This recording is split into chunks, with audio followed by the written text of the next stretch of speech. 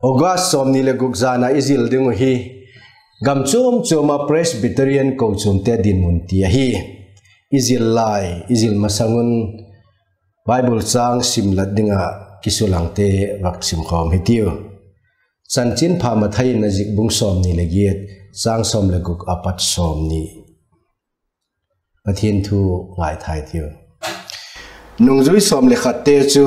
Galilee gama Jesun agot piek tang khata chun achiwa ama amu phatun abiwa hin khatin wang aging lana layo Jesu ahunga akingun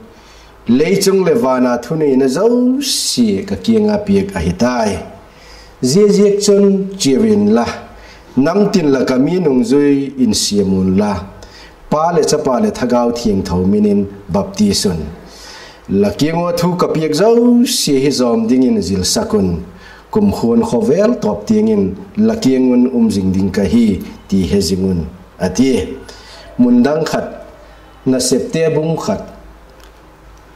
sang guk la change ki kal hele wak tim lang ke ti pathin thu ngai thai tiu chun amau chu ahung khomu akiengin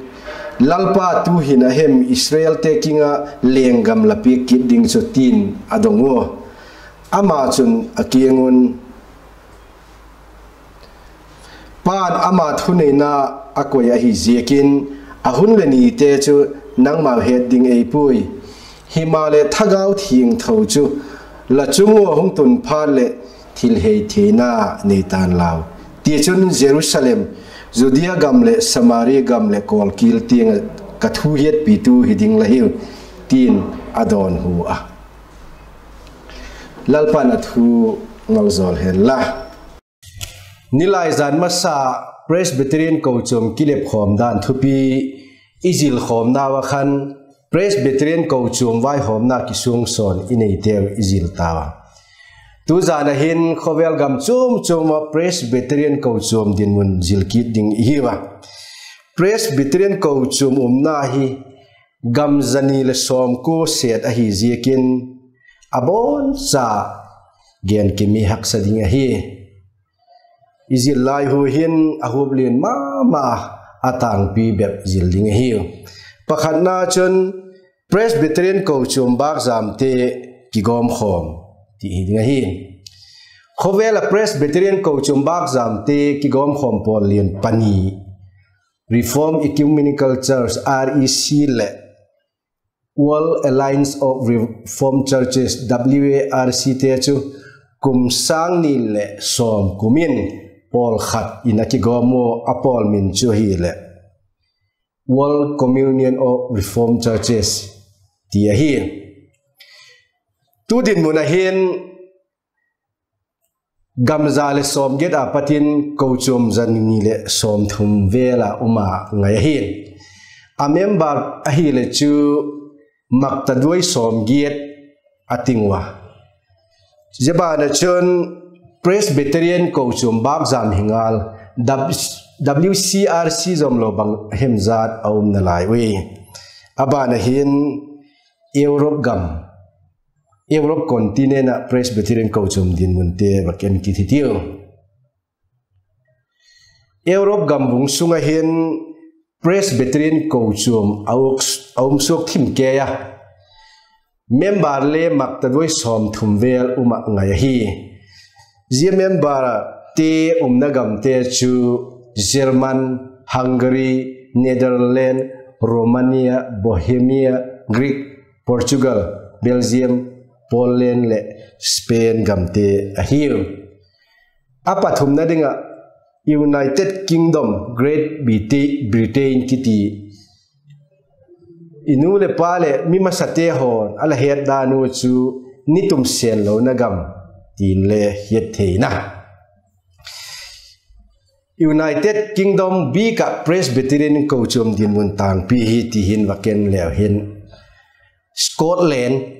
Scotland gam hi Presbyterian ko chum nama sale alien pen ahi kum sang khat zanga som khan John Knox kiti in ko chum kipuk ding dan fel tak alagung gala zia chu Scottish Parliament in le alaphat sakpia kum sang khajaku somni le ku apatin Church of England kitiin hap takin alachia British sarkar thil kal gamneu taka Presbyterian kochum lien pen ahi tu ahin kochum sang le zagiet le pali omin Pastor Zakul Somgil Li Aneyo Kochum member ahile noi sagile singuk le sang livel auma Zia gam sunga Scotland gam sunga agami zakhat som kochu Presbyterian kochum mile sa ahiu abana hin England gamahin kochum lien penchu Church of England ti ahia kum sang ha jaget som sagia patin Presbyterian kochum te chu kigom khomin Presbyterian Church of England ti ahitawa tuhin congregational kochum te ja kigom khomin amin dingin kigop khom namin dingin United Reformed Church ti ahong kikitai jibana chun Wales gam hi hing tu kochum ahiwa abulla machun a kochum minuchu Calvinistic Methodist in Wales ti ahi malekum sangkhat zaku apatin Calvinist Methodists ahem ahi lole Presbyterian Church of Wales ti ahemin a kochum minchu azik sekui Presbyterian kochum mahung kiti naw hi kum sang khajaku som thum le thum apat ahia tudin munahin Wales kochum hi ngai tu takin ading tai tudin munahin Wales kochum hi ngai tu tak kochum in auma ahung keniam na satena tudin munahin Presbyterian Church of Wales hin kochum ja sagi le member sing thum so aumta United Reformed Church ten kochum sang le zanga le member singup zagiet aniwi abana USA gamlam enkithitiwin United States of America gama Presbyterian kochum phudok tu chu Scottish mi America Presbyterian kochum pa TKP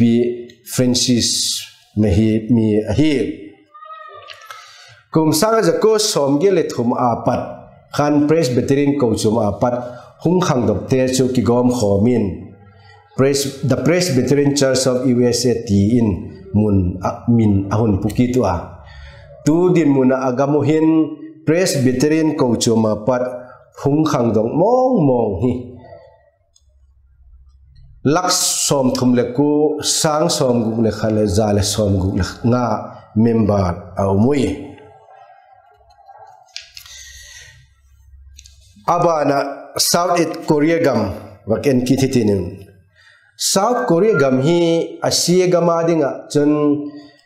Presbyterian kochum apat hung khang dok tam nagam ahi kochum le alien thei ma kochum le ahing bako chanchin pha gen zang na ngai khop tu kochum le ahi bakui South Korea gamahin kochum Presbyterian kochum alien diekte tinwat en suk le hin pakhana chen Presbyterian Church of Korea logo of the Presbyterian Church of Korea classification of Protestant orientation Calvinist le polity Presbyterian te ahiu Zia kochum te hin kochum zak sanguk le zakol som sagi le pagiet aneya Pastor Sem Lai sing khat zaku som nga auma chun kochum member hi lak som ni le thum sang som ko le panga zathum le som ni le thum hil om ki tui abana ichen now gam India bak thilki lewhin ichen now India gam hin Presbyterian Kochum bak jam pol Kochum polien tak thum awma jete chu Church of North India CNI Church of South India CSI le Presbyterian Church of India PCI te ahium Church of North India in India gam sungcheng ahup suka Pastor Biel hi sang thum nein Kochum member hi laksom le ni le singa hil aniyo Chun Church of South India Kochum ahile England te apata agolo tu ahiwa kum sang khajaku som li le sagi khani India simlema Protestant Kochum pol chum te to Anglican Kochum te ki gom khom ten asimu ahi tu din muna hin Kochum member hi makta duai zathum le som giet anewi John Presbyterian